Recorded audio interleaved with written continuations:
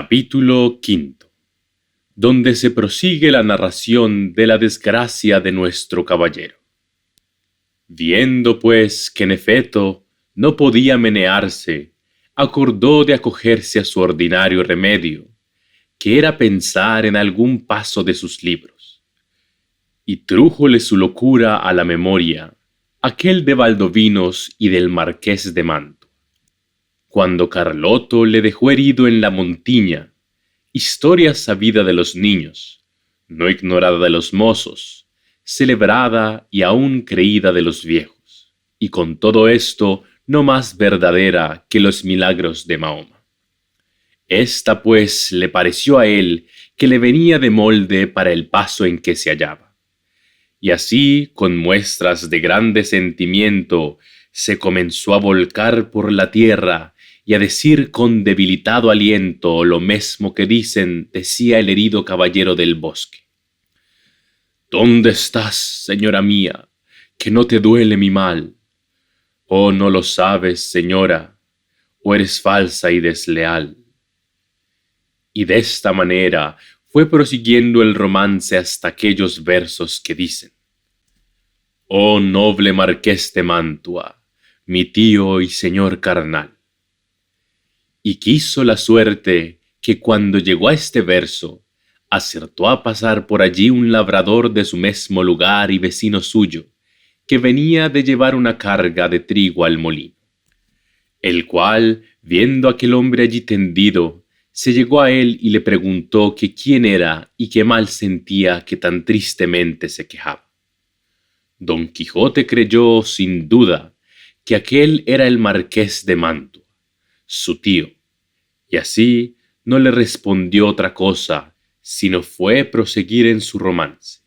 donde le daba cuenta de su desgracia y de los amores del hijo del emperante con su esposa, todo de la misma manera que el romance lo canta. El labrador estaba admirado oyendo aquellos disparates, y quitándole la visera, que ya estaba hecha pedazos de los palos, le limpió el rostro, que le tenía cubierto de polvo. Y apenas le hubo limpiado cuando le conoció y le dijo: Señor Quijana, que así se debía de llamar cuando él tenía juicio y no había pasado de hidalgo sosegado a caballero andante, ¿quién ha puesto a vuestra merced de esta suerte? Pero él seguía con su romance a cuanto le preguntaba. Viendo esto el buen hombre, lo mejor que pudo, le quitó el peto y espaldar para ver si tenía alguna herida, pero no vio sangre ni señal alguna. Procuró levantarle del suelo y no con poco trabajo le subió sobre su jumento, por parecer caballería más sosegada. Recogió las armas hasta las astillas de la lanza y liólas sobre Rocinante, al cual tomó de la rienda y del cabestro al asno, y se encaminó hacia su pueblo, bien pensativo de oír los disparates que Don Quijote decía.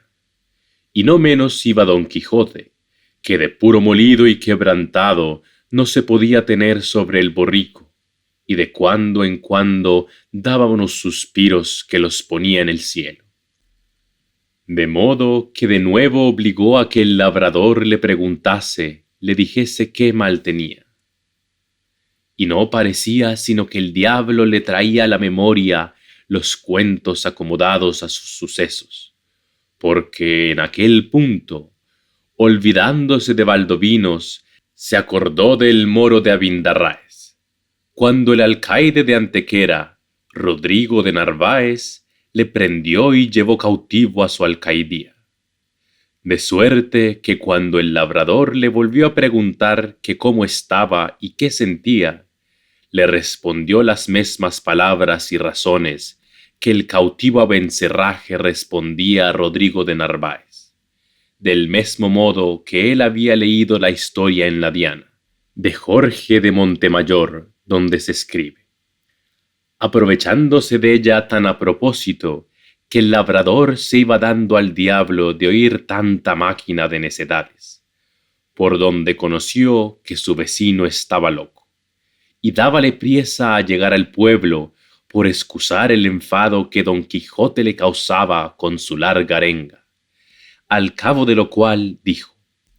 «Sepa vuestra merced, señor don Rodrigo de Narváez, que esta hermosa jarifa que he dicho es ahora la linda Dulcinea del Toboso, por quien yo he hecho, hago y haré los más famosos hechos de caballerías que se han visto, vean ni verán en el mundo». A esto respondió el labrador: «Mire vuestra merced, señor, pecador de mí, que yo no soy don Rodrigo de Narváez, ni el marqués de Mantua, sino Pedro Alonso, su vecino, ni vuestra mercedes Valdovinos ni Abindarráez, sino el honrado hidalgo del señor Quijana». «Yo sé quién soy», respondió don Quijote, «y sé que puedo ser no sólo los que he dicho, sino todos los 12 pares de Francia, y aun todos los 9 de la fama, pues a todas las hazañas que ellos todos juntos y cada uno por sí hicieron, se aventajarán las mías». En estas pláticas y en otras semejantes, llegaron al lugar a la hora que anochecía. Pero el labrador aguardó a que fuese algo más noche, porque no viesen al molido hidalgo tan mal caballero. Llegada, pues, la hora que le pareció, entró en el pueblo y en la casa de don Quijote, la cual halló toda alborotada, y estaban en ella el cura y el barbero del lugar, que eran grandes amigos de don Quijote, que estaba diciéndoles su ama a voces: «¿Qué le parece vuestra merced, señor licenciado Pero Pérez?», que así se llamaba el cura, «de la desgracia de mi señor? 3 días ha que no parecen ni él, ni el rocín, ni la darga, ni la lanza, ni las armas. Desventurada de mí, que me doy a entender, y así es ello la verdad como nací para morir, que estos malditos libros de caballerías que él tiene y suele leer tan de ordinario le han vuelto el juicio, que ahora que me acuerdo haberle oído decir muchas veces, hablando entre sí, que quería hacerse caballero andante e irse a buscar las aventuras por esos mundos, encomendados sean a Satanás y a Barrabás tales libros, que así han echado a perder al más delicado entendimiento que había en toda la Mancha». La sobrina decía lo mismo y aún decía más: «Sepa, señor maese Nicolás, que este era el nombre del barbero, que muchas veces le aconteció a mi señor tío estarse leyendo en estos desalmados libros de desventuras 2 días con sus noches, al cabo de los cuales arrojaba el libro de las manos y ponía mano a la espada y andaba a cuchilladas con las paredes, y cuando estaba muy cansado decía que había muerto a 4 gigantes como 4 torres, y el sudor que sudaba de cansancio decía que era su sangre de las feridas que había recibido en la batalla, y bebíase luego un gran jarro de agua fría y quedaba sano y sosegado, diciendo que aquella agua era una preciosísima bebida que le había traído el sabio Esquife, un grande encantador y amigo suyo.